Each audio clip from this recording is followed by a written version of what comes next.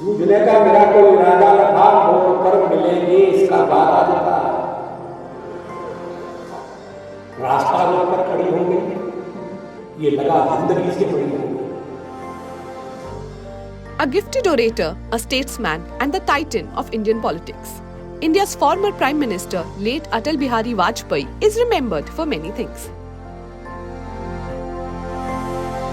गीत नहीं गाता हूँ, बेनकाब चेहरे हैं, दाग बड़े गहरे हैं, टूटता तिलस्म, आज सच से भय खाता हूँ, गीत नहीं गाता।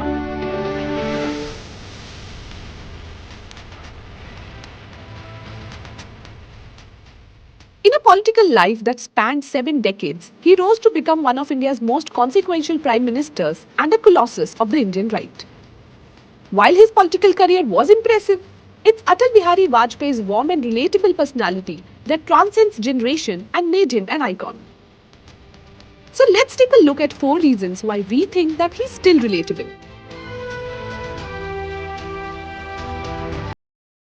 Back in 1977, when influencers were but a futuristic glimmer, he stood tall at the UN, not with a hashtag, but by proudly displaying his mother tongue. यहाँ मैं राष्ट्रों की सत्ता और महत्ता के बारे में नहीं सोच रहा हूँ। आम आदमी की प्रतिष्ठा और प्रगति मेरे लिए कहीं अधिक महत्व रखती है। He became the first Indian PM to address the world in Hindi at the 32nd UN General Assembly. Vajpayee's iconic speech still resonates nearly 5 decades later. मैं भारतीय जनता की ओर से राष्ट्र संघ के लिए शुभकामनाओं का संदेश लाया हूं। महासभा के इस 32वें अधिवेशन के अवसर पर मैं राष्ट्र संघ में भारत की दृढ़ आस्था को पुनः व्यक्त करना चाहता हूं। जनता सरकार को शासन की बागडोर संभाले केवल 6 मास हुए, फिर भी इतने अल्प समय में हमारी उपलब्धियां उल्लेखनीय हैं। अध्यक्ष महोदय, वसुधैव कुटुंबकम की परिकल्पना बहुत पुरानी है। भारत में सदा से हमारा इस धारणा में विश्वास रहा है कि सारा संसार एक परिवार है। अनेकानेक प्रयत्नों और कष्टों के बाद संयुक्त राष्ट्र के रूप में इस स्वप्न के अब साकार होने की संभावना है। मैं भारत की ओर से इस महासभा को आश्वासन देना चाहता हूं कि हम एक विश्व के आदर्शों की प्राप्ति और मानव के कल्याण तथा उसके गौरव के लिए त्याग और बलिदान की बेला में कभी पीछे नहीं रहेंगे। जय जगत, धन्यवाद।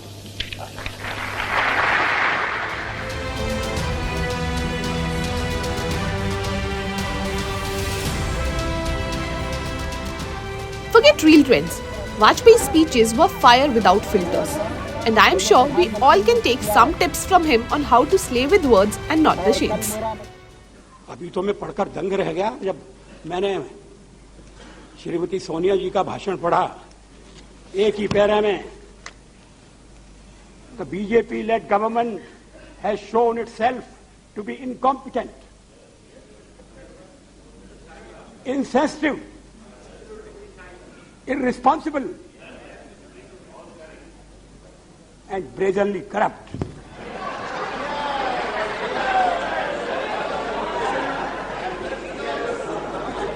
राजनीतिक क्षेत्र में जो आपके साथ कंधे से कंधा लगाकर काम कर रहे हैं, इसी देश में मतभेद होंगे, उनके बारे में ये आपका मूल्यांकन है। मतभेदों को प्रकट करने का ये तरीका है। ऐसा लगता है कि शब्दकोश खोल कर बैठे गए हैं और उसमें से ढूंढ कर शब्द निकाले गए हैं। Incompetent, insensitive, irresponsible. लेकिन ये शब्दों का खेल नहीं है।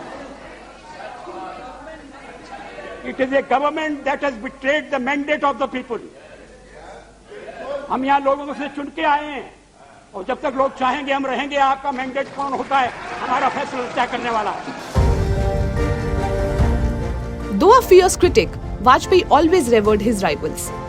He not only lauded Jawaharlal Nehru on the global stage, but also restored his portrait in the Foreign Minister's office in 1977, defying attempts to erase history. Vajpayee's actions transcended political rivalries, offering a masterclass in healthy competition to us all. Congress के मित्र शायद भरोसा नहीं करेंगे, south block में नेहरू जी का एक चित्र लगा रहता था। मैं आते जाते देखता था। नेहरू जी के साथ सदन में नोक झोंक भी हुआ करती थी। मैं नया था, पीछे बैठता था। कभी कभी तो बोलने के लिए मुझे वॉकआउट करना पड़ता था। और जब मैं विदेश मंत्री बन गया तो एक दिन मैंने देखा कि गलियारे में टंगा हुआ नेहरू जी का फोटो गायब है।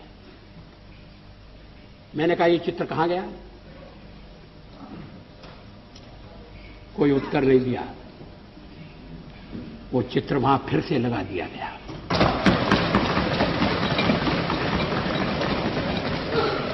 क्या इस भावना की कद्र है? क्या देश में ये भावना पनप है? ऐसा नहीं है कि नेहरू जी से मतभेद नहीं थे, और मतभेद चर्चा में गंभीर रूप से उभरकर सामने आती थी। मैंने एक बार पंडित जी से कह दिया था कि आपका एक मिला जुला व्यक्तित्व है, और आप में चर्चिल भी है और चैम्बरलेन भी है। वो नाराज नहीं हुए। शाम को किसी बैंक्वेट में मुलाकात हो गई और उन्होंने कहा, आज तो बड़ा जोरदार भाषण दिया है, और हंसते हुए चले गए।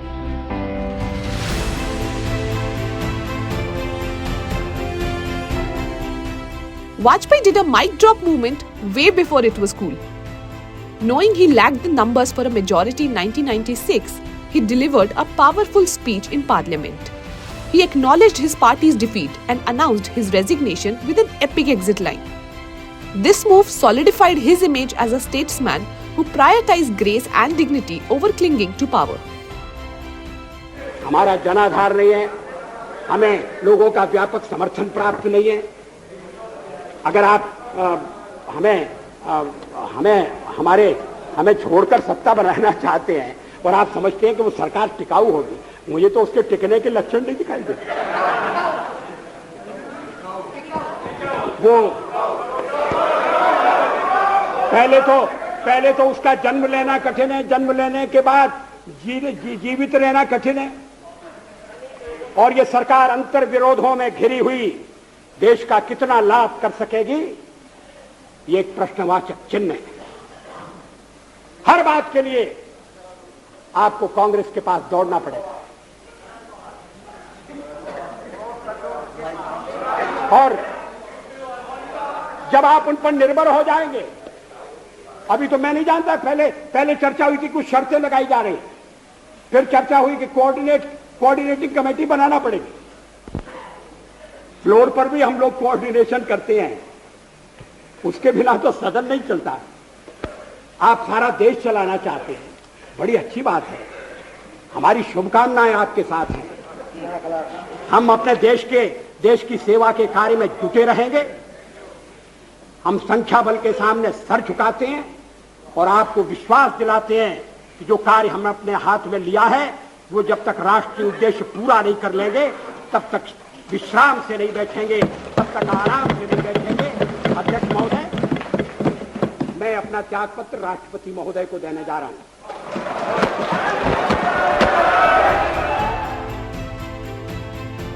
Dream big, speak true, fight fair, and stand tall. Vajpayee's legacy still echoes in many hearts. May his journey inspire us all to write our own chapters in the ever-evolving story of India. Hope you found this video interesting, and for more such content, keep watching Money Control.